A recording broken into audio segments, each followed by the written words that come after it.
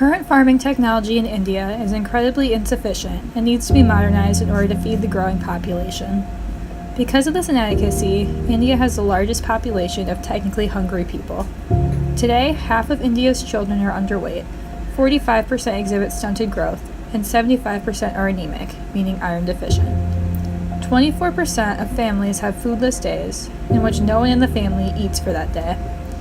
30% of children are born underweight because their mothers are undernourished, and every day about 7,000 Indians die of hunger.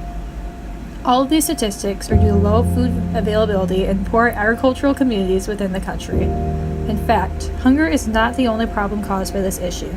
60% of India's population relies on agriculture and related sectors for income. Without updated farming technology, there is not enough food to eat or money to buy it, and these problems will only get worse. India's population is expected to rise to 1.5 billion by 2030 and 1.8 billion by 2050. This means more mouths to feed, but also less available farming land because more land is needed to accommodate the growing population. Farming technology needs to improve in order to increase productivity on decreasing farmland. Most of India's farmers do not have enough knowledge of or access to technology that seems the norm in developed countries, such as tractors and irrigation systems. They rely on primitive practices, including farming by hand. These methods may have worked in the past, but the world is changing, and thus, the same farming practices that worked 50 years ago do not work today.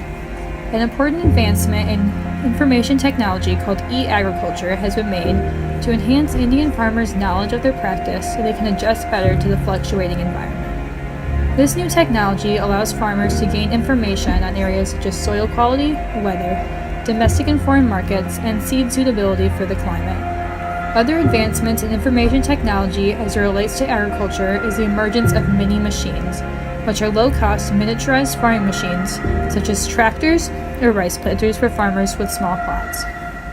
The availability of this knowledge would increase productivity tremendously.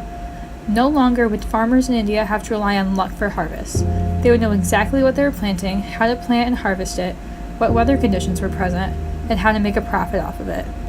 However, many farmers, even with reduced costs, could not afford this new technology because their income is so extremely low.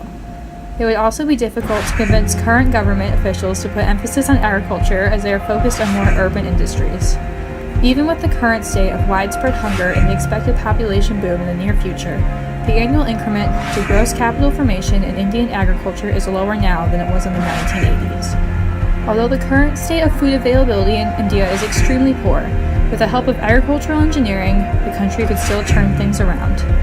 Hopefully, the situation in India will begin to change for the better as technology and farming education improve.